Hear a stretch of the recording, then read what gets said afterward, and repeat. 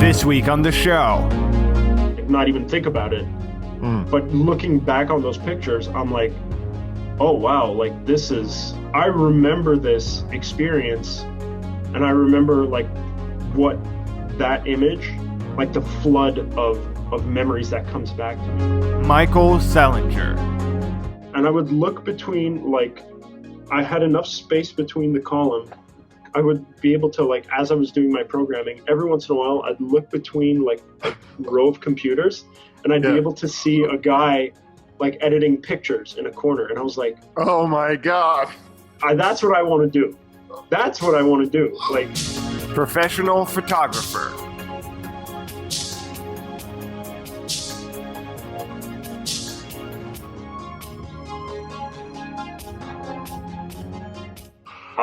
And you're laughing because I know you know coming. Yeah, exactly. I know you know what I'm thinking. I'm thinking of the line in Game of Thrones that everything before a butt is bullshit. So just go ahead. Let's talk to Michael Selinger on the Very Creative Podcast. Michael Selinger, how are you? Good. You? I'm good. How have you been? It's been quite a wild time right now. Yeah. It's kind of weird. Just dealing with so much sort of backlash, or I wouldn't say backlash, but yeah, just kind of dealing with whatever we're dealing with, all the consequences of COVID-19 and whatnot.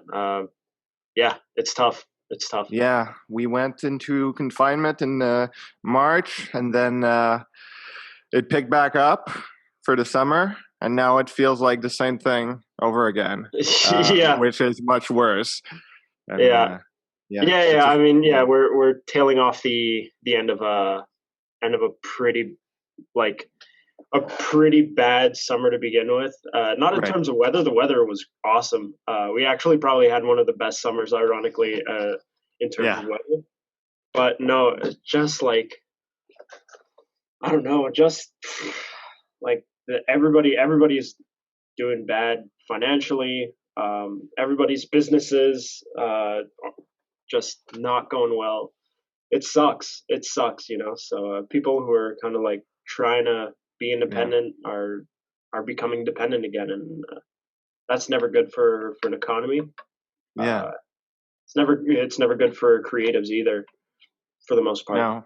Well, it's good for creatives in a way that it confines you to your home, and you have time to do whatever. Like, you have time for me to write, to do whatever you wanted to do, and especially at the beginning of the pandemic, like, everybody really wanted to write about the pandemic and whatever. You know, it's big inspiration and everything. But I'm not only talking about that. It's it's just you create something for me in my head, my mindset, in my brain. It's just the energy of it is just creative in a way, but it also, like, was hurtful because with all that happened, like, you hear about deaths, you hear about, like, the virus being so, like, dangerous and in the air, and like it's something bad that gets worse every day, you know. It's like so that took a lot of my creative brain, but it also created a kind of creative mindset. So it's kind of weird. For sure. No, I know what you mean. It's really hard to explain, where it's like part of you is being pulled by this idea of, well, I have so much more time now, let me be creative. But then that also feeds into, like, when you don't feel like being creative because of all of this pressure, despite it maybe not affecting you directly, it is still a lot of pressure.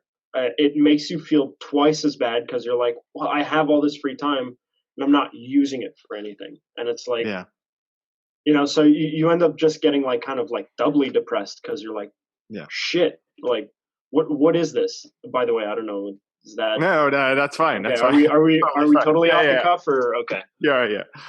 Yeah, I wasn't sure. Yeah, so it's just like yeah.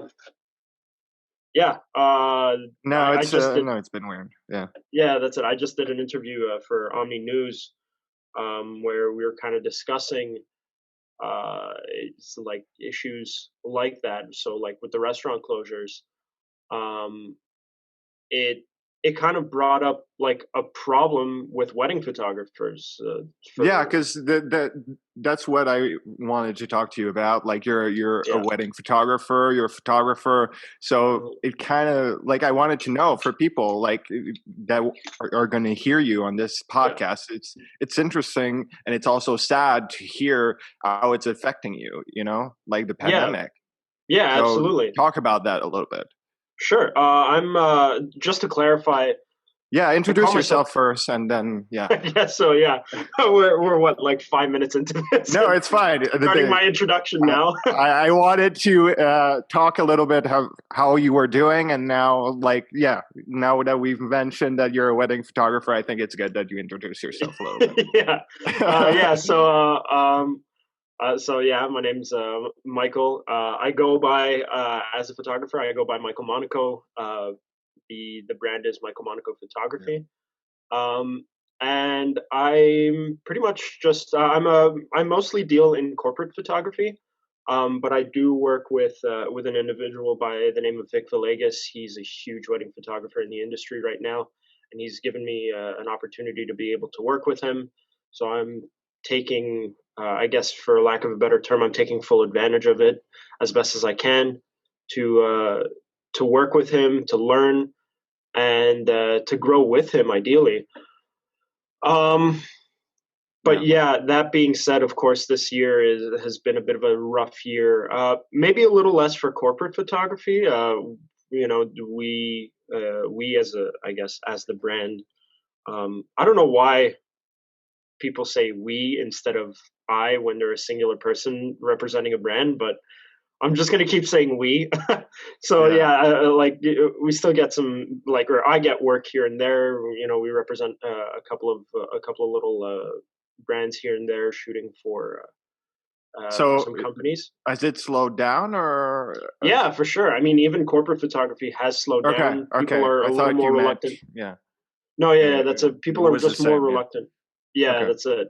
So people are like just more reluctant to put that money into it, right? Because everybody has less money, so they're like, well, Right. we can wait 6 months or however long it takes for the pandemic to cool down a little bit, to be able to, you know, pay for this kind of luxury, I guess you can call it. You know, in terms of whatever headshots or product photography or whatever. So they kind of just hold off on that. And that's completely understandable. But there are some companies that are still like, okay, no, we really need to get this done. We were just working with a company. I won't mention the name for now because I don't know exactly what their situation is, but who was like, you know, they kind of took they took the pandemic by the balls, I guess you can say, and they were like, now is the opportunity to be able to um, really work on getting the business open, getting the website running. They have an e-commerce platform, so they were like, let's go full on gung ho, like let's do everything now. That's the thing, though. Like, it's like the pandemic has caused us to like not want to be like physically close to each other, and that's why you can't really do weddings and like or it slowed down and everything. But people still want to make money, especially now. And yeah, for sure. It's kind of finding that that's why like remote work has found its way, but it's people want to make money, and how do we do that now? Like, yeah. I mean, that's the big question, right? Especially for creatives. I would say more so than anybody, really. It's like, how do we make money? I was working at a restaurant with the downturn in weddings. which is, I guess you could say, my main source of income. Or no, that's not entirely true. But as with weddings being what they used to be financially, it was difficult to be like, oh, okay, so I guess that's not happening. Let me, I have to adapt and because you're a photographer, so like if you're hired, like I'm sure you've seen those virtual weddings online, but like you can't take pictures of people online like you do physically. No, exactly. I mean, that's weird. Yeah, exactly. The sort of the alternative is a lot of people are still doing or were doing backyard weddings. Now, for those who may be listening outside, I guess the context is in Montreal, we're kind of dealing with a limitation because of the red zone situation that we're in. So it's I don't know. It's weird. It's it's a weird situation. I mean, we're making the best of it, and I guess for now, it's an opportunity for me. I know personally, but even Vic, who I mean, I don't want to speak for him, but the conversation that we've had a lot this summer was, man, like, thank God we actually kind of took an opportunity to like. This kind of came in the sense that, I mean, I mean this in the most non-selfish way, but because of course everybody was kind of dealing with the repercussions of someone getting the virus and possibly passing away. That sucks. But for us, in terms of photographers, what we were thinking about was this at least gave us an opportunity to kind of reevaluate our skills, see where we can improve and come back next year even stronger. And I think that was really I think that was kind of, I guess if you want to call it a silver lining, that was the silver lining of it all, was like, this is an opportunity for us to kind of go back to the drawing board. Since the beginning of the pandemic, I've kind of started to consider like, okay, how, like, if this kind of thing kind of keeps coming and going, 3 months at a time, I need to find something I need to find a source of income that will allow me to continue to do this regardless of our situation. And so like I've been thinking up like business plans and ideas for like creating services and businesses that still allow me to be in some way financially independent, without relying on the government to tell me whether or not I'm allowed to do my job. It's just, what else are we going to do? Like, it's the time to better ourselves, to become the best creative person we've always wanted to be, or some version of that. It's we got to take advantage of everything. Nothing stays buried forever, especially not the past. Yesterday is Not Yet Gone, a mystery novel by Gabriel Veiga, host of the Very Creative Podcast. Available now. Paperback and digital. GabrielVeiga.com. Buy it now. So I want to go back to you. Where were you born, and where did you grow up?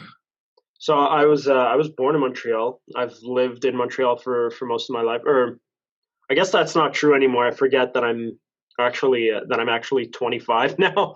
But so more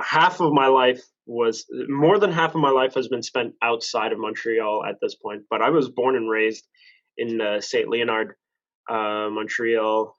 For those who don't know the area, it was predominantly Italian up until I'd say maybe 10 years ago when the Italians started moving, the newer generation Italians started moving to Laval.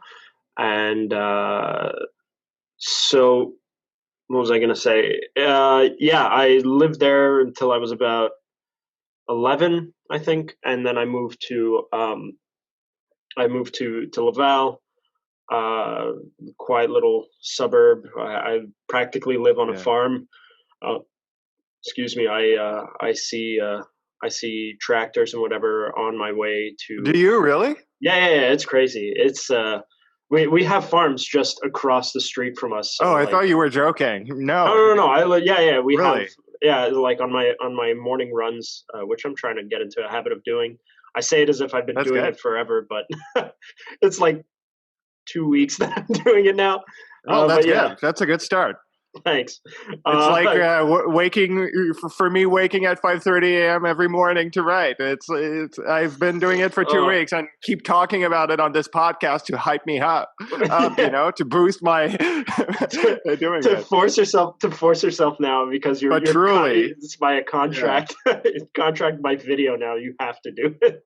Yeah, but truly, if I'm frank with the listeners, I haven't been doing it because I've been doing this podcast and I've been editing, and that took a lot of my time. But I'm getting back into it. It's gonna, I just wanted this podcast to be the best it could be, and it's for sure. In terms of the podcast, it's something that you do have to take time doing. So you grew up in Saint Leonard and then you moved to Laval. But what I'm interested in is how did you discover that creative side of you? Like, did you always know that you were going to be a photographer? So the story is really long and convoluted. That's what we're here for, Michael. I guess we can talk about it. Yeah. Around the time that I had moved to Laval, just before that, I became like very interested in music. I was always kind of interested in reading. I like to read well beyond my age. I was reading like Shakespeare at like 10. I didn't understand it by any means. It was mostly to impress my girlfriend Rosalie at the time. You did that. That's That's hilarious. It's cheesy as hell, but what you will do to impress a girl. Oh my god, yeah. So that kind of brings me to my point of like I initially got into music, not so much because like we were learning it in school. So it was part of our everyday, but I knew, for example, that Rosalie, again, at 10 years old, I was like, I want to impress her. Let me try to get into music. And so I started learning a little bit about music, but it wasn't really until I got to junior high school when there was an opportunity to actually learn music, like properly that I started taking courses or classes, my class in music, and I started developing. I realized that I had kind of like a natural talent for it, and so I started kind of like going down that path. So you were trying to impress, or let's just go back for a second. You were trying to like become a musician to impress her. Was she singing at that point? Yeah. She was singing. Rosalie, my best friend, and his girlfriend is a singer. Sings. I don't know if she qualifies herself as a singer, but she sings. You were trying to do that. That's funny. Yeah. It's like I said, it's kind of a weird, convoluted story because at a certain point, I mean, I was playing music up until the end of high school. I had a band going. I was doing regular shows for the school mostly. We did some shows at whatever kind of dumpy little bars and whatever, but we mostly did shows for the school. Like you found it fun. Yeah, for sure. It was a great experience. I also had an opportunity to do and direct the variety show for my school, the Blue and Gold. I went to Laurier Senior High School in Laval, and that was a great opportunity. And it was just fun overall. Like I think that's where I really caught the bug. That's where I was like, you know what, I really enjoy being creative.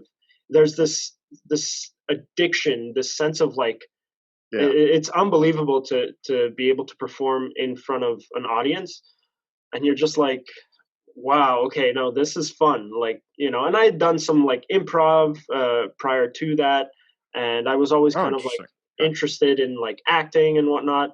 But it was mostly like, it was always involved somehow in music. So so it became kind of a thing where I directed the show, and then I was like, I really need to keep doing this. So I kept doing it despite my friends. Most of my friends are a little older than me, so they left high school. I was finishing up my last year, and it was like, okay, let me still try to invest in this. It worked out, but by the end of high school, I kind of had this bad taste in my mouth because of an experience that I had with some bandmates that kind of like they cut me out of the band ultimately. That's fun. Yeah, that was great. Which is fine. I like now in retrospect, I understand that, you know, like it was just I think sort of creative differences and the way they wanted to play versus the way I wanted to play, and what I was used to with my friends prior to that. I mean, it was just before like some sort of show that we were supposed to do. Like, it was this crazy like talent show. It was a really cool. It was like a dramatic thing. Okay.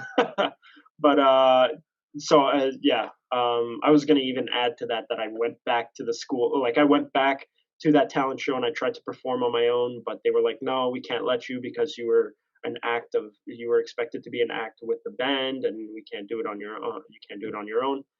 Whole story. Jesus. So that left a bad taste in my mouth. And I was like, okay, music is, you know, and at the same time I was trying to like look for avenues to start looking into college, right? Or Cégep as it is in Montreal. So did it leave a bad taste in your mouth for music? Yeah. You were like, you don't want to do it anymore? Or? Well, I was just like, okay, well, music is fun to do, you know, like I continue to play to this day. It's not like I've lost my touch or whatever.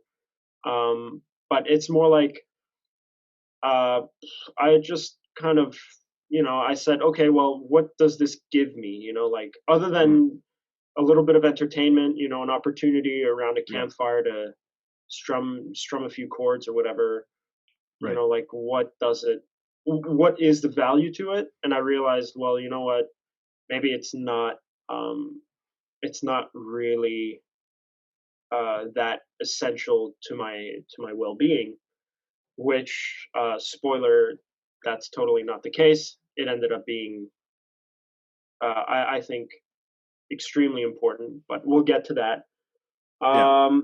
So yeah, what happened when you were applying for CEGEP and So once I got to by the way, just to let people, before we get into that, CEGEP is something we have in Quebec that is 2 years before university, or 3 if you want a professional degree.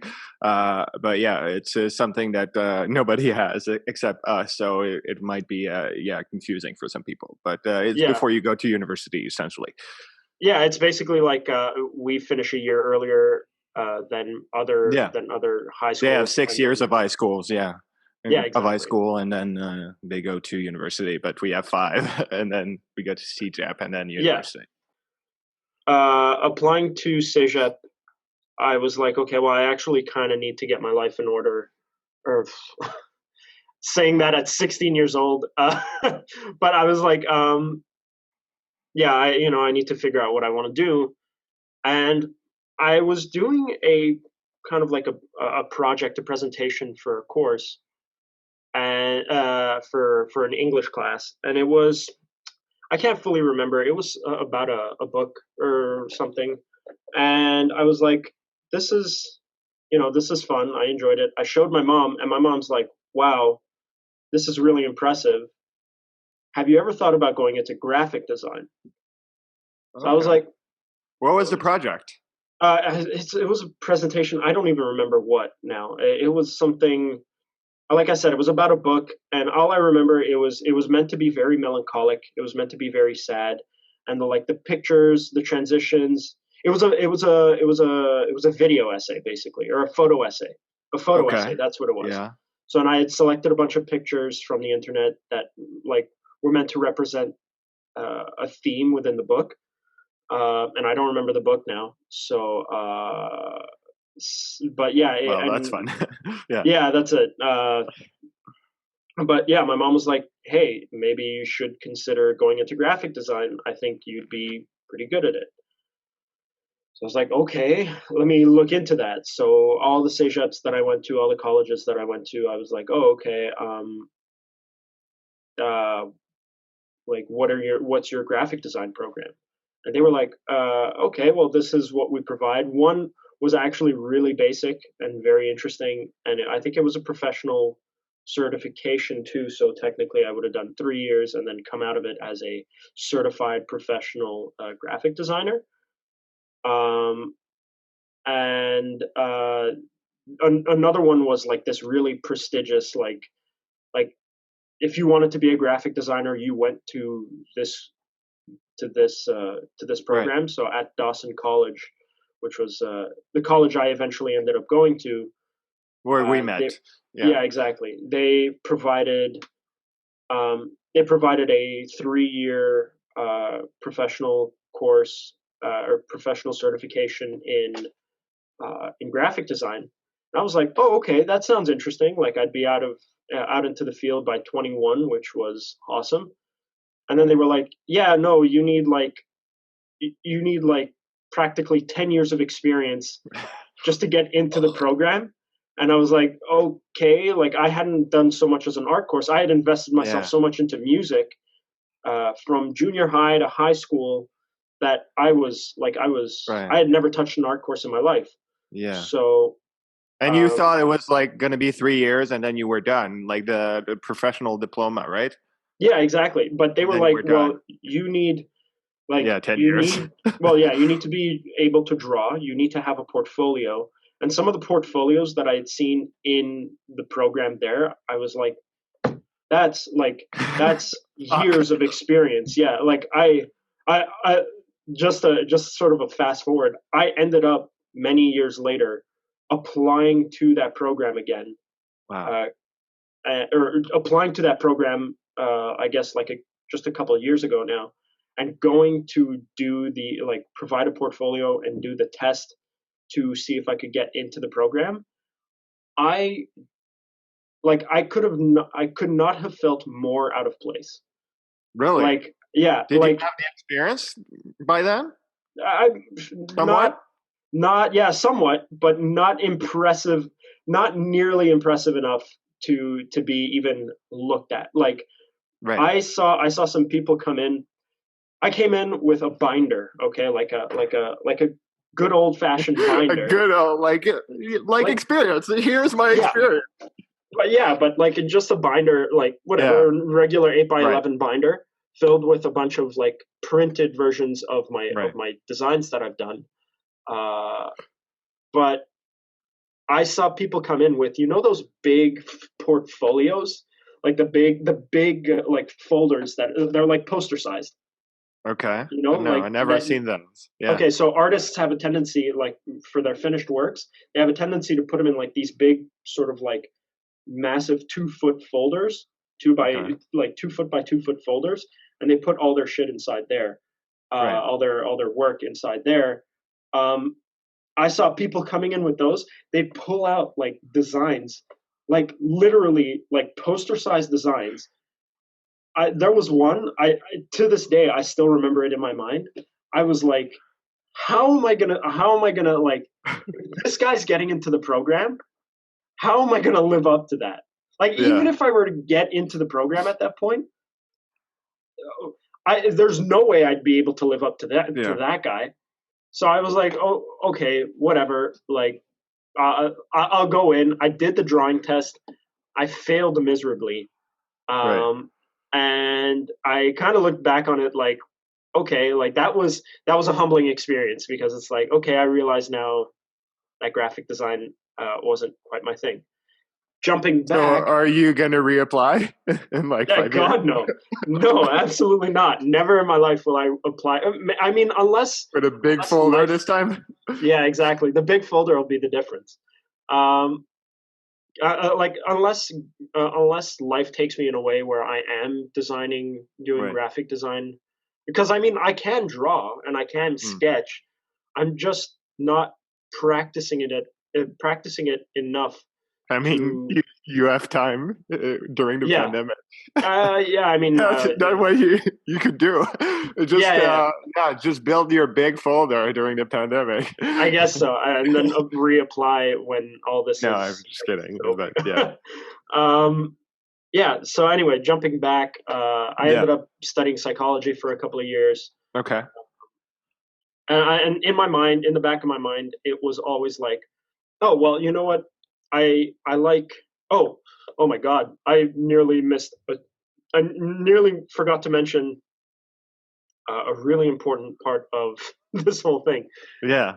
After I finished high school, Right. I went on a trip with my parents. My parents, I was lucky enough that my parents were able to bring me on a trip to Europe. So we ended up spending 4 days in France and doing a European cruise along the Mediterranean, the northern part of the Mediterranean, starting in Italy, going all the way to Croatia and back. Mm. Um, uh, yeah, so I ended up spending 2 weeks. My parents had just bought like a DSLR, the first DSLR camera that we had. Before that, we didn't even have like, my aunt was really more the photographer in the family. She liked taking Oh, pictures interesting. Yeah. and you know, like just family photos. Like she had her own little like compact digital camera that she'd pull out and like take pictures, but it was nothing Oh, for like, fun. She was not a professional oh photographer. yeah, no. By no Okay. means was she a professional. Um, you know, and my experience before those cameras was like the crank and click, you know, the Yeah. whatever, the disposable cameras. Um, so I went on this trip. My parents had just bought a DSLR, and I'm not sure what drew me to it, but I was like, "Hey guys, I'll take care of the photography for the trip." So I ended up pretty much spending 2 weeks with that camera, Yeah. relatively like often. Just, you know, especially like once we were on the boat, it was like I would only take it when we were actually out on the islands or the areas that we visited. Um, but um, but otherwise, like in Paris, I spent 4 days with that camera like attached to me. Like I took as Yeah. many pictures as I could, um, because I you know, like I wanted that experience. It was my first time in Europe, and I wanted to just, you know, soak it all in. Um, I mean, that's what you got to do. I've heard like you gotta know the camera and you gotta like experience it, like figure it out for your own. Unless yeah, you're taking a class, but that's what you yeah. do. No, that's. I mean, I'll be honest. I think I could have used a class, but I was the kind of Right. person that was like, I've always been the kind of person that I'm like, throw me in the deep end. Like if ever That's I'm the playing a same for video me. That's game, the same. Yeah. that's it. If ever I'm playing a video game, I always try to put it at a difficulty that I know that I'm straining, that I know that I find it Interesting. difficult. Yeah, Yeah. I'm really that kind of person. And ironically, I think that a lot of the time things that are difficult like that end up scaring me. Yeah. With the camera, when I got the camera, I think we got it like maybe a couple weeks before we went on vacation. Uh, I got that camera and I was like, I'm putting it in manual right away. Right. Like from the top. Like I started trying with automatic, and I was like, Yeah. I don't like that this is just a point and click camera. Like, Right. you know, like I want to put this on manual. So I straight away I put it on manual. I was like, I'm gonna figure all this out. I didn't know what aperture was. I didn't know what Right. exposure was. I didn't know how ISO worked, and I tried to figure it out. And I played with it.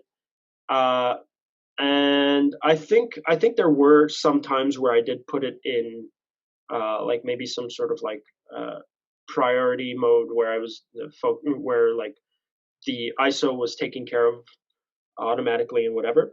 But This is gibberish to me, so don't even try. Yeah. But I mean, the photography people that'll be listening will be like, Yeah. What? No, that's cool. Yeah. No, but yeah, it was basically I just I was like, okay, no, I need to go straight to the deep end. So I spent the whole I spent the whole time taking pictures, and I honestly some of my favorite pictures to this day are pictures that I took then. Really? Yeah. I wish worst case I can send them to you in a link afterwards. But there are pictures from that trip that I still I still look to recreate today with the knowledge that I have now, the equipment that I have now. Yeah, I'd love to see them. Yeah. Because I mean, of course, it's a product of also being in Santorini, for example. I literally it's hard not to take a nice picture unless you're shaking, or you're shooting at the wrong aperture. It's hard not to take a good picture in Santorini or whatever. But I'll be honest, it was so nice to just be able to experience photographing like that for the first time in such a different environment from my own. And yeah, I still kind of that was it was the same high that I felt going into performance with my variety show. It was like feeling that experience of just, I don't know what it was, because this time it wasn't the adrenaline of performing in front of an audience, but it was like the adrenaline of being able to capture a mood and a setting. What do you mean by a variety show? So with the variety show, when I was doing the variety show and directing that, remind me just for a second, because so earlier in high school I had done a variety show. I directed a variety show. So that was the high of performance, right? It was like, oh my God, this amazing feeling of being in performance, I need to recapture this. With photography, it was kind of the same thing, where it was but obviously not in the adrenaline of performing. It was like the adrenaline, or I don't even know if it's adrenaline, but just that opportunity. And maybe it was like a feedback loop of just taking a picture and feeling that I had in the moment resonate in the picture. Yeah. And I'll be honest, some of the pictures that I took were pictures that I was like, oh, that's cool, click, and not even think about it. But looking back on those pictures, I'm like, oh wow, this is I remember this experience, and I remember what that image, the flood of memories that comes back to me. I have this one picture of the Eiffel Tower. It's by no means a perfect picture. But what's nice about it is just that you really get the sense of you're approaching the Eiffel Tower.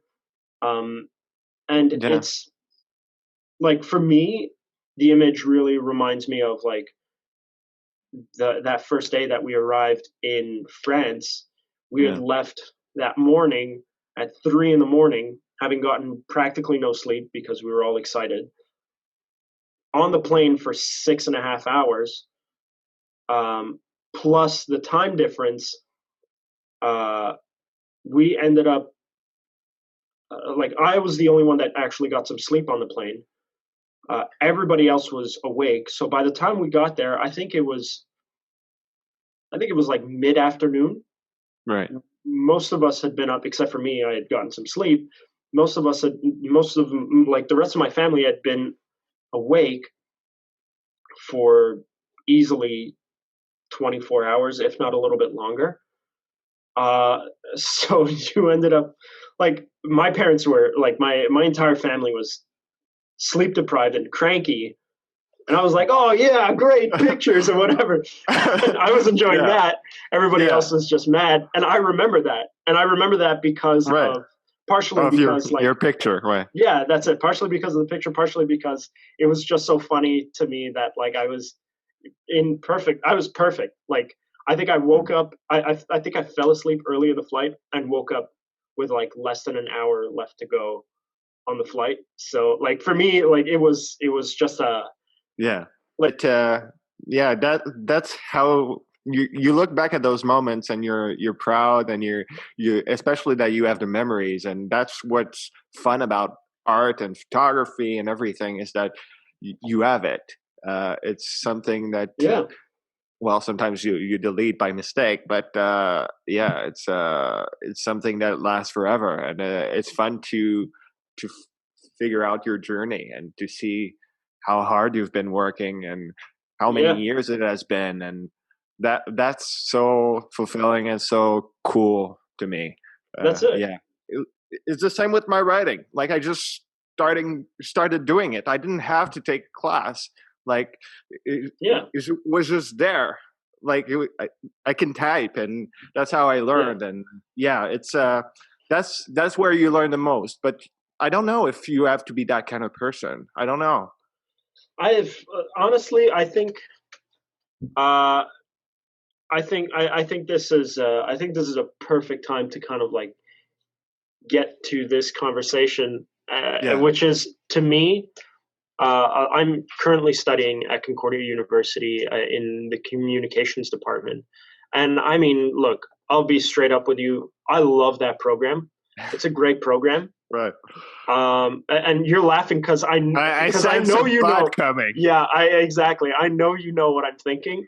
I'm thinking of the line of Game of Thrones that everything before a butt is bullshit. So I was just waiting when Jon Snow says that. So just go ahead. No, truly, I'm saying that with all honesty.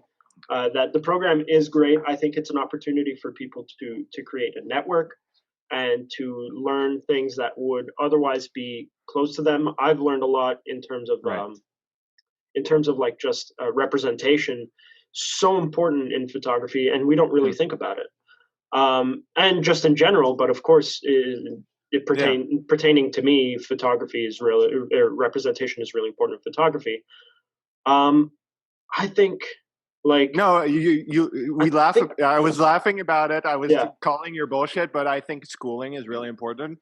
I think university, like, I wouldn't be the writer that I am today if I like didn't do university. I've learned so much about everything, and I'm still learning. And but university taught me so many things, and things that especially were not about writing, and we're like I learned about, like you were saying, about diversity, about everything, about like feminism. I learned like every subject and educated myself, and I'm a better writer for it. I'm a better artist for it. So it's kind of finding that balance between both. But you can't just do like, oh, I'm going to go to school for photography. I'm just going to be the best photographer ever because I go to this school, you know?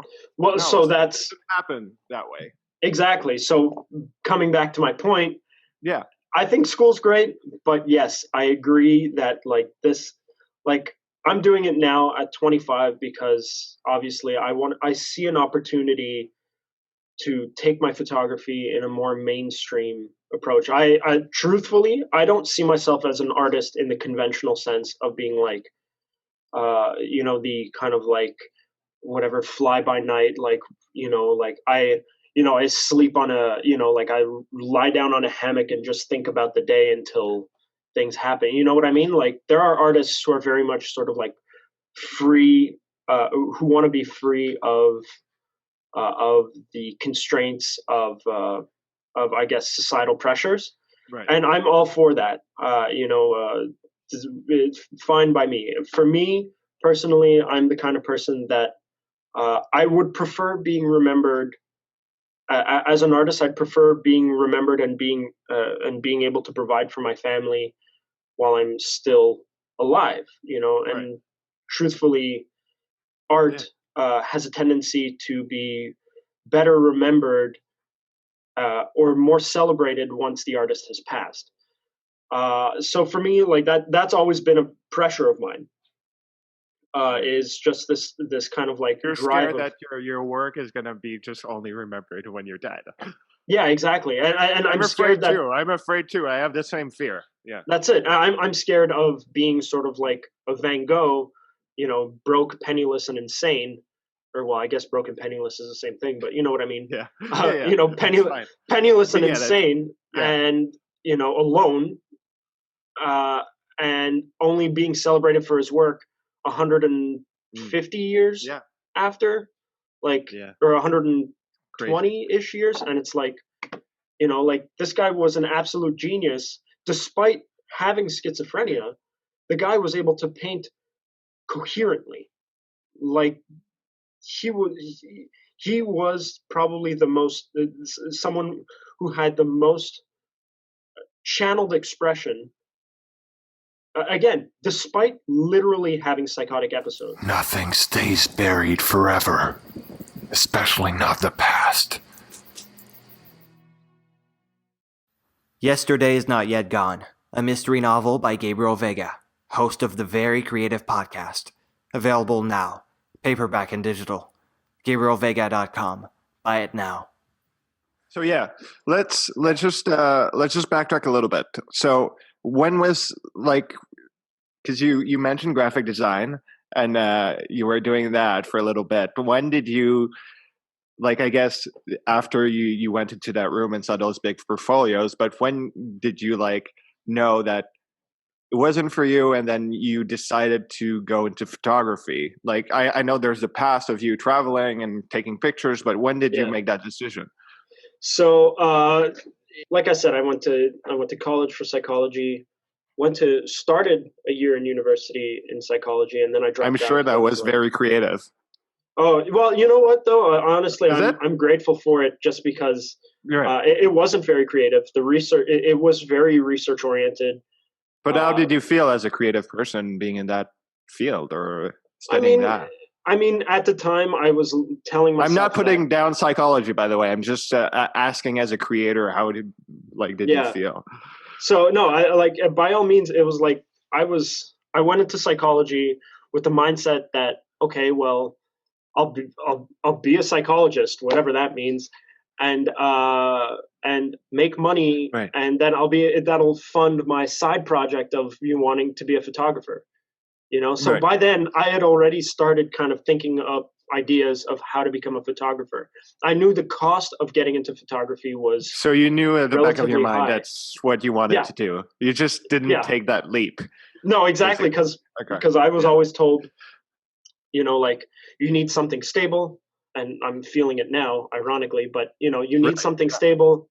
You need something that is that you can count on when times get tough. Photography, you need to be a doctor. You need to a little bit, yeah. I mean, it wasn't on that level, but it was like, hey, you need to be able to find a job. I think people get it. Yeah.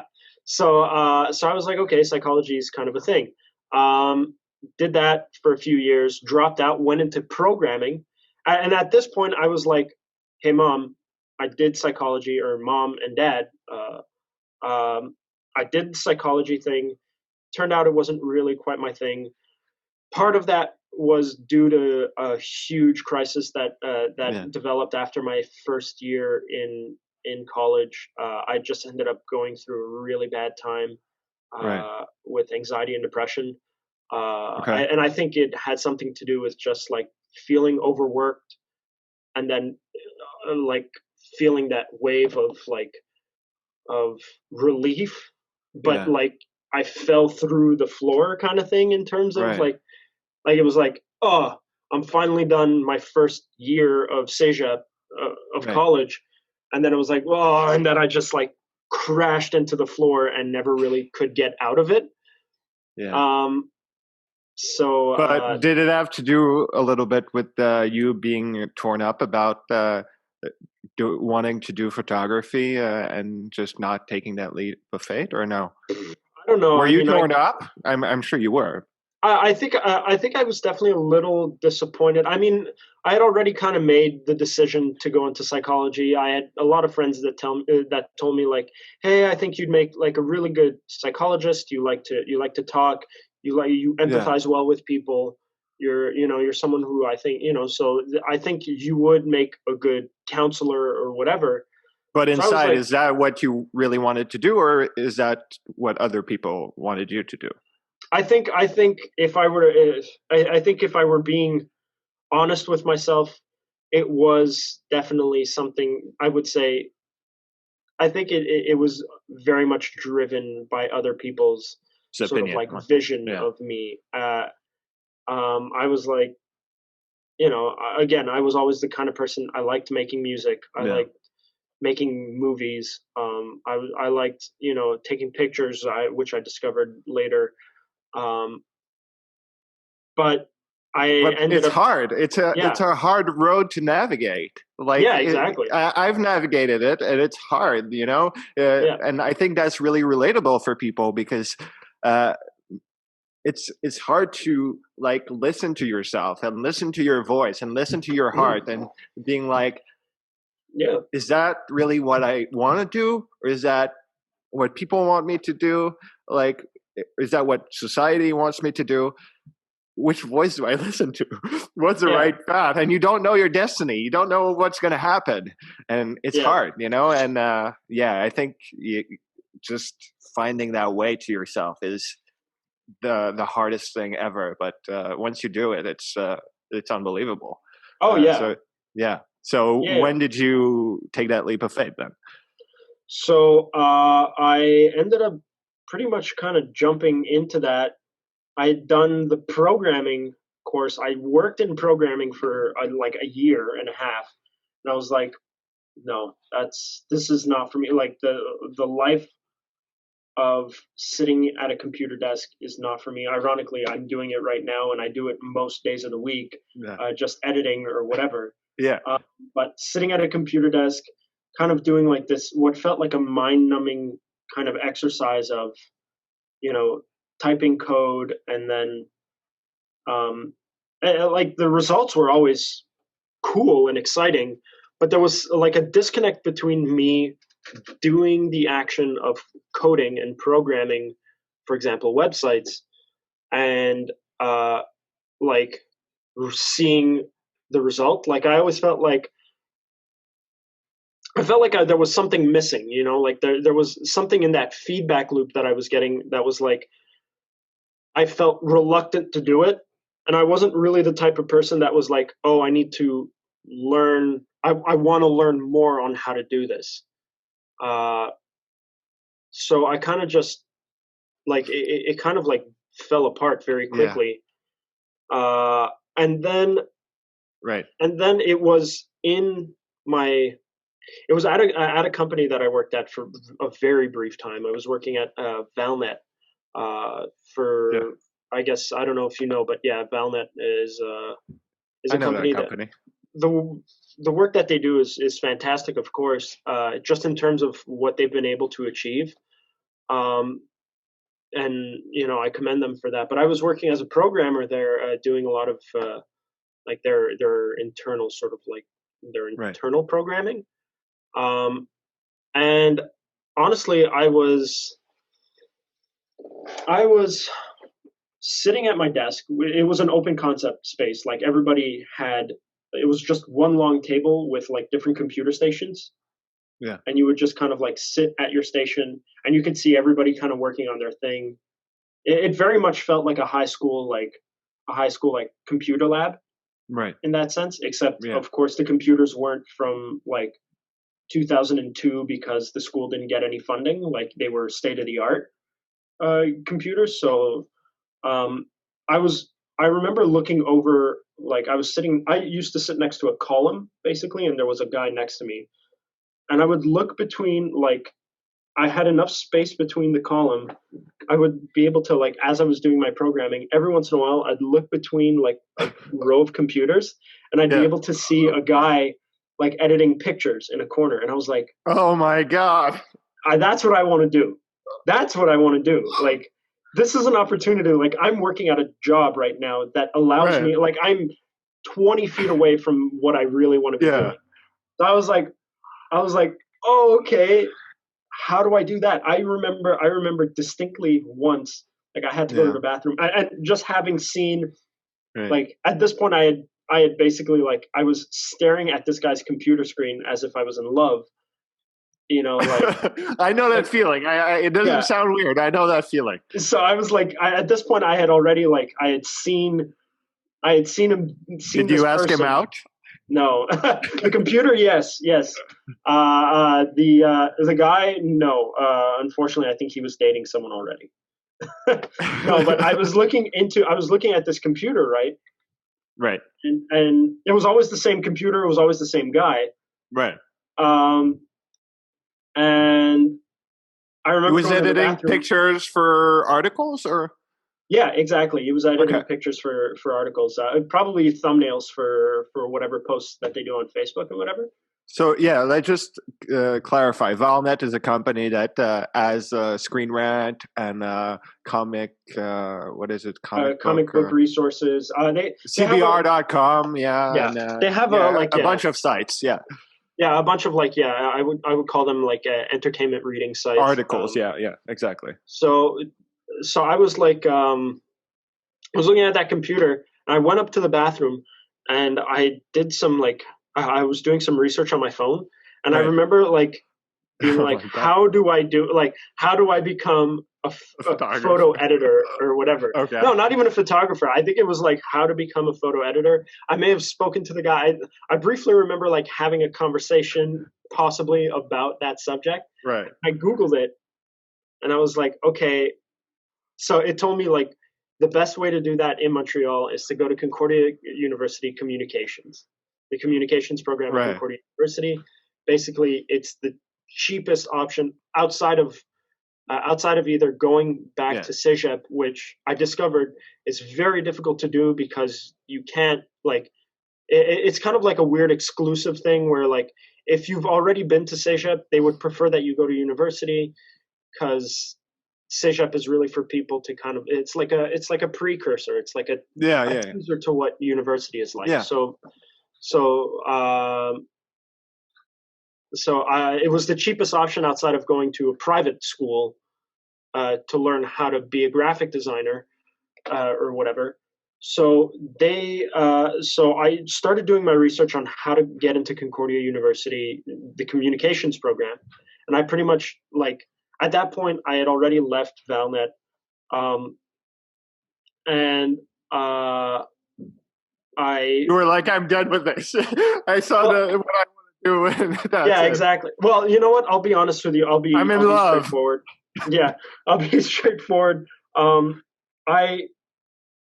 got let go by Valnet because of a lack of experience, and it was and I actually called the guy, my supervisor afterwards, and I said, hey, look, I don't understand, why was I let go? And he said, honestly, you just didn't show enough experience. And he said, for me, I never went to school for programming. I just spent years and years practicing. I was always into modding video games and creating small websites just for fun. You need you need to find a drive to get you into programming, something that really makes you want to do it. I was like, oh, fuck. And I was like, yeah. Okay, so from what I'm getting from this, what you're saying is I need to find something that I'm driven about, you are. Obviously, I didn't say that out loud. At the time, I was like, okay, well, thanks so much. I'm sorry that it didn't work out. But it's probably not programming. But yeah, so I mean, that was actually a pretty hard. That was, I think there was no better kind of slap in the face, right, than then telling me yeah, no, I need to do what I want to do, not do what everybody else tells me to do, because I will end up existing in mediocrity. I'll end up just performing sure, I can go and sell insurance for the rest of my life. And it's not to say that that's a bad job. It's just a job that I know that I'm not personally fit for, You're wasting your talent. Yeah, well, whatever you want to call it. If you want to call it talent, in my opinion, I'm very much of the mind that it's not about talent, because there are a lot of talented people that never see the light of day, and a lot of untalented you have to work at it. Yeah. But sure. I guess you're wasting your potential. Then you could call it. Yes, I think I would call it potential more than anything. Is for me it was just like I need to get on this. So how did that happen? How did you get your first photography gig, or what was it? Oh, so I applied to the program. Excuse me. I applied to the program, and I ended up getting in. That's a weird story in itself. I applied to the program. I got in. And did you have a portfolio by then to get into the program? So the communications program at Concordia is actually pretty great. It was only communication. It was like not like it was it photography or just communication? Oh yeah, it was a communications program. What's nice about the communications program at Concordia is that I would call it more of a communications and media production program. Okay, media. They have their communication studies, communication and cultural studies program, which is a more academic version of the course. But their straight up communications program actually teaches you about like production elements. So learning everything about like film production and how to record audio and how to work in video and in the environment of an actual full-on production environment. They even have another area called intermedia, which is basically like it's like that's where you'll get more of like the artistic perspective, and it's very much kind of related to graphic design in a very interesting way. So you applied to which one? So I ended up applying to the communications program. There's not something specific that you apply within the communication program. No. Just apply. Okay. And then afterwards you get to kind of select, which is really nice. Okay. Interesting. So I ended up going into that program. Right. And after a year, I was like, this is cool and whatever, but I know that this is a difficult industry to get into. I had gotten some experience with a company called Rubicon Pictures and Media, which I know. They're a great company, and I have some friends that work there. Shout out to Yannick and and Lev. They're great, and that experience kind of really got me into the whole idea of like, okay, this is actually something. This isn't something that exists only in Hollywood. I don't have to travel all the way to LA to be in a production environment. Montreal has a great production environment. So this is real. This exists. Right. So I ended up doing that. That was actually where I kind of did one of my first graphics that was seen by people. It was for a music video. So I ended up doing that, and so you did a mix of photography and graphic design. That's why I'm saying like it's such a convoluted story, because like I ended up kind of I wanted to get my hands on everything. I just wanted to be like, okay, let me try this, let me try that, in the hopes of someone now that you had the opportunity, you were like, oh, I'm going to take it full on also. Like, that's it. Do graphic design, and I'm going to do photography, and I'm going to do everything I want to do. Yeah. Right. So I was like, I'm going to start doing some graphic design. Hopefully that graphic design will draw me into into photography, and then from there I'll be able, again, always trying to find ways to fund my very expensive photography hobby at the time, right? I was like, okay, like whatever, like this is, you know, like this is the only way I'm going to do it. There's no way I'm going to drop $1,000 on a camera working a part-time job. Right. You know, that was your goal. Yeah. Yeah, that's it. Initially, my goal was, let me just get a new camera. My camera, which was a Canon T2i at the time, was so old at that point. I didn't even have like an articulating screen, so I couldn't be like, if I wanted to take a picture like overhead, like I couldn't see where the shot was coming from. Ironically now, like I do that all the time, and I have so much confidence that like I could just be like click, and I know that it's either good or not, but whatever. Honestly, I've taken some pictures where I haven't even looked at the LCD screen. I just like put it down to the side, snap the shot, and I look up at it and I'm like, wow, like, okay. But anyway, I wanted to buy my first camera. I ended up working a little bit during that time, making enough money, and I was like, that's it. I'm going to buy my first camera. Right. So I guess it was my first camera. My parents had bought my actual first camera. I bought my first camera, and I started taking pictures with it. At the time, I didn't have any really super impressive lenses. I just had the kit lenses that came with the actual camera. And I was just kind of like playing around with that. And then I had a wedding, Rosalie's cousin's wedding. And at the time I was like kind of like interested in drone photography. I was like, this is an opportunity. I can start looking at maybe doing drone photography. At the time, it was something that was so like new, you know, like people had just kind of started getting into it, that I was like, oh, okay, like this is something that I can do. But drones were expensive too. And I had just, no, I hadn't bought the camera yet, but I was like, drones are expensive. I can't afford to buy a drone.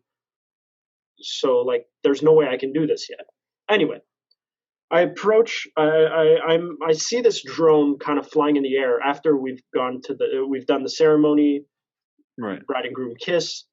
They walk out. We're following behind, and we're standing at the front of the cathedral, or the church. It wasn't a cathedral; it was just a church.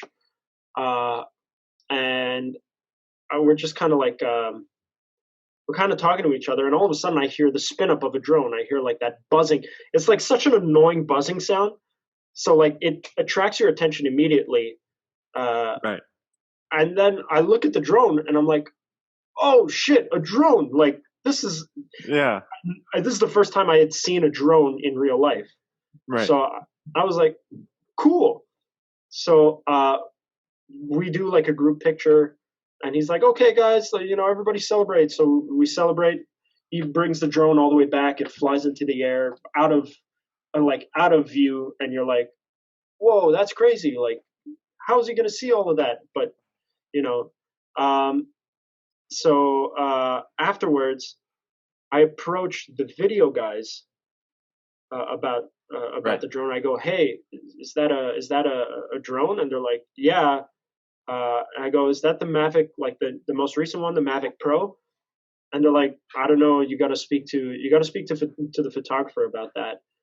And I'm like, oh, okay. So I approached the photographer and I go, hey, I really like your drone. That's pretty cool. I'm in the market for one. And he's like, oh yeah, you know, like that's cool. He's like, I just bought this one. I figured it was the best one. So I just kind of needed something for this. I was like, awesome. Nothing of it. So I kind of just went on my way. We got to the reception hall, and the photographer was kind of just hanging around doing nothing.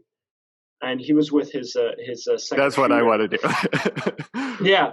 Yeah, I was like, I just want to stand there and look cool with the camera. Yeah. No, but I found it. Yeah, that's it. So I approached him, and I was like, yeah, that's it. I was like, it was really like That's it. That's exactly what I wanted. So I approached him and I go, hey man, and the whole time on the way to the reception, I was like talking to Rosalie or my girlfriend about it, and I was like, you know, like, man, that would be so cool just to do that kind of thing. Like, imagine like being able to do that. Maybe I'll actually approach him on that and like do it. So I end up approaching him. What did she say to that? And she was like, don't bother him during like while he's working. And I was like, fuck it. Like, why not? I'm gonna bother him. Like, he's not doing anything. I'm gonna bother him. So I approach him and I go like, hey man, I'm a bit of a photographer. I really like I haven't gotten the most amount of experience, but I really wanna try this out. Let me know. You know, like if ever you need like an assistant, you know, like I'll do it for free. I don't care, whatever. I'll stand there and do nothing like you. yeah. You know, like literally, I'll be more than happy to just, I don't know, hold a fucking umbrella when it's raining. Yeah. Like whatever you need me to do, like And what did he say to that? And he was like, "Oh yeah, sure. Like, give me your Facebook and we could talk." And I was like, "Okay, cool." For me, it was the first time I'd ever been acknowledged. By someone. That's like awesome. That. So I was like, "Okay, cool." This was in September. I bought my camera in December, and I was like, "This will be fun." So I started practicing a little bit with it, getting into like taking pictures. I ended up. Were you in contact with him? No, I ended up not hearing anything from him. So a couple months go by. It's February, and I'm like, fuck it. You know what? Let me just give him a shout, just for the hell of it. Like, I got nothing to lose, right? I had just gone through a kind of a bout of like, I wasn't feeling great, and I was like, I should, you know, like, I think I need to do something to kind of kick off my, you know, my adrenaline a little bit.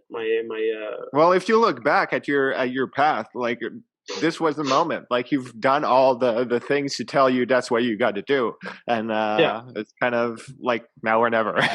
There you go. You're ready now. Yeah, that's it. So I ended up messaging him. Yeah. And I go, okay, like, hey, what's up? My name's Mike. I spoke to you in September for my girlfriend's cousin's wedding, and you said that you may be looking for photographers. So he goes, yeah, I'm looking for photographers. I can use it. I can use someone to help me out. Let's meet at this place in March. And I go, okay, sure. Okay. So I go meet him at this coffee shop, and I'm like, hey, thanks again for like just kind of talking to me. This is the first time that I'm really getting an opportunity to talk photography. I have my portfolio with me if you want to see it or whatever.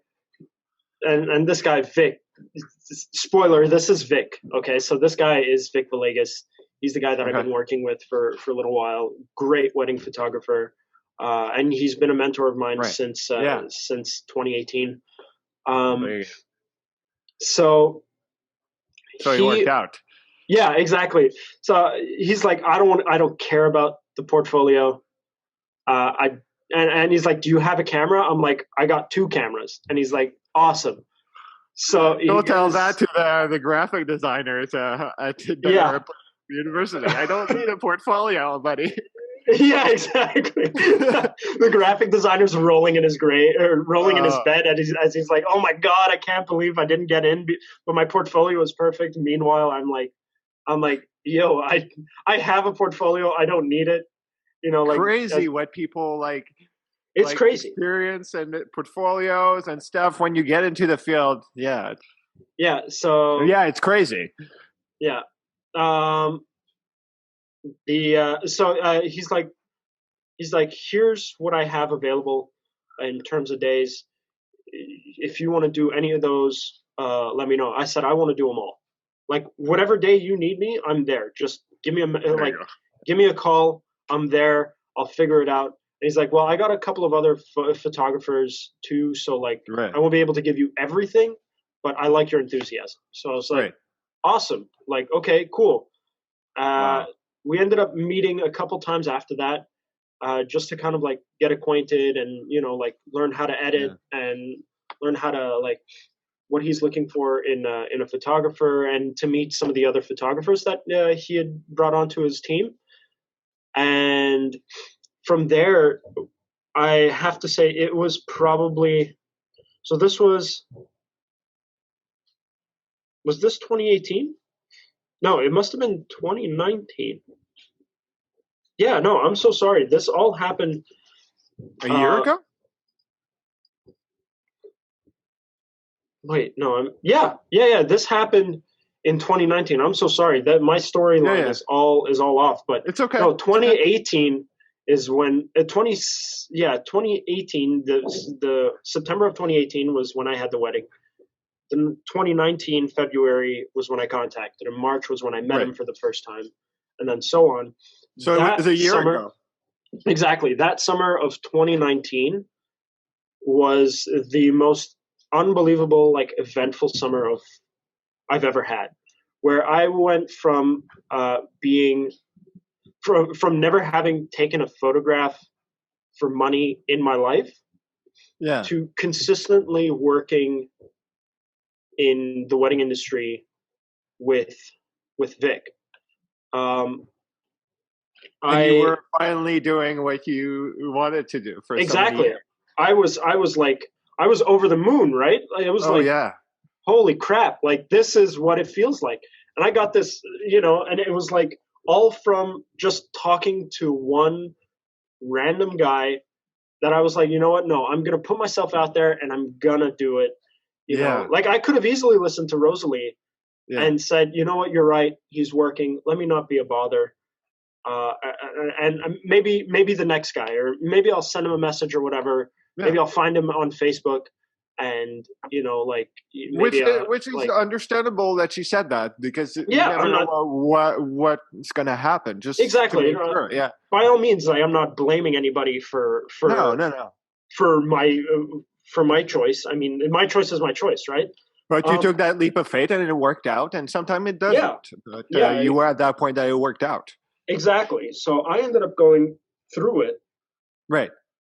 I threw with it, and it was this unbelievable opportunity. By the end of the season, of course, 2019 was an awesome season. We had all kinds of weddings, and everything was going well. Yeah. By the end of that season, I was like, I had amassed a bunch of equipment that I had purchased myself with money that I had made working with Vic or for Vic. And I was like, this is awesome. This is fun. I can see myself doing this. And at the same time, Vic was I guess we had developed a good relationship together. And so Vic wanted me to continue working with him. And I was like, okay. And I decided at the same time that I kind of wanted to start doing a little more of my own work, something away from weddings, because my wedding fix has kind of been sated by Vic and by by the work I get to do with him. Yeah. So I was like, you know what? I've always been into like advertising and commercial, like, again, sort of like in the lines of graphic design. Like I always liked that kind of stuff. I was really into like logo design for a while. that was fun for me. So yeah, you did wedding photography, and now you're still doing it, and you're doing your brand, your graphic design a little bit. A little bit, but now it's really mostly I'm mostly focused on branding and product photography. Interesting. I'm trying to break into the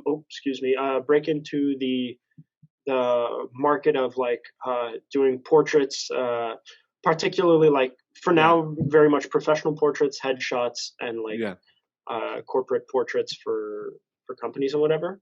That's great, man. Yeah, I thank you for sharing that, man. It's a great story, especially looking in the office at Valnet and just seeing that guy. Yeah, it's great.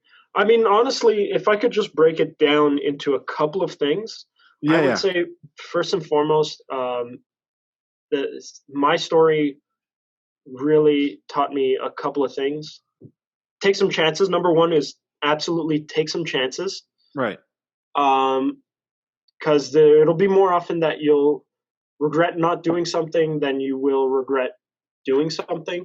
At the very least, the opportunity and the learning experience will be more valuable than saying, "Oh, I didn't do that," unless it's something illegal.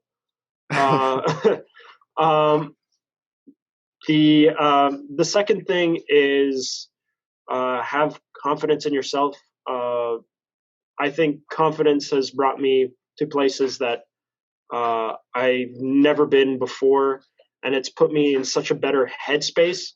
Right. I've dealt with so much less of my own personal anxieties and depression and whatever, because of the fact that I've just had an opportunity to be actually seen as a photographer. That's amazing. And maybe a third thing would really be just keep working at it. That sounds so cheesy, but I hate being that way because it sounds really dumb. It doesn't sound cheesy. To tell people that you have to work at it, and even if you're doing your dream, you've never fully learned, even if you're living your dream. Yeah, exactly. I think it's really important to just, that's the real test right there. Like when you're living your dream, how are you going to keep it, and how are you going to better yourself, and how are you going to push forward? That's the real test. Yeah, exactly. I forgot. I can't even remember the expression now. But complacency is basically it's the wish of a dead man. Like you don't want to be living a smooth life. You don't want to be dealing with no bumps in the road. Bumps in the road are what make the life interesting. I mean, for example, this bump is maybe a little more than most people want or can handle, but it will make us better in the long run. It'll make us more adaptable. We will overcome this and be better on the other side of it. And for that reason, I think people who are looking to make the leap into any kind of creative outlet should do it. And of course, it's up to them on what level they want to. How comfortable they feel with throwing everything into it. Like some people, I know one person that she wants to keep her full-time job while continuing her kind of her growing photography business. Right. And one other person that I know is the opposite. She's trying to end her full-time job to really get into photography full-time. Wow. So some people are different. They have different feelings on how much they want to get into their creative outlet. But ultimately, if you want it's all about the journey. If we can learn anything from your story, and we can learn a lot, it's all about the journey, and it's all about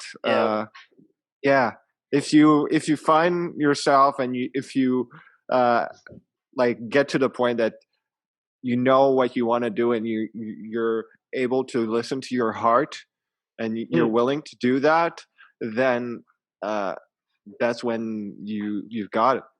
Like, that's when you've gotten it, you know. It's where but you're still gonna have to learn, and still gonna have to better yourself always once you get to that point.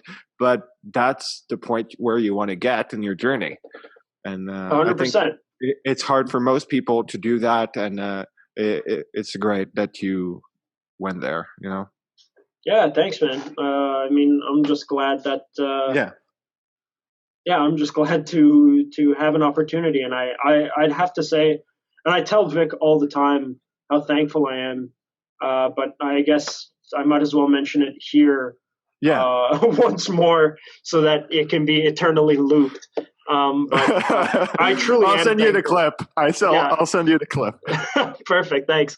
But I really am eternally, like, I am extremely grateful to Vic for being so, like, nonchalant about the whole thing. I am sure had I approached many other photographers, they would have been like, can I get a portfolio? How much work experience do you have? Whatever. So I don't know. I mean, honestly, it just so happened that the first one that this was your time. Ended up being the guy that was like, oh, okay, yeah, whatever. You could take pictures, and whether they can be useful or not, it doesn't matter. You don't even need a camera, a card in the camera. It doesn't matter. You know, like, but he ended up. That's it. I just want to say that I'm, like, super thankful to him because of him, I'm starting now, like, to actually grow and do this, you know. And it's crazy. At 25 years old, I know a lot of guys that are 45, 50 years old. Yeah. Some even older, actually, that are only, like, now, like, oh, I'm a professional photographer and I can do this for a living. But at this point, they're much older, and it's harder. Out of life, exactly. You know, so I prefer doing this now, getting the opportunity now, and maybe it'll, at the very least, it'll be a learning experience.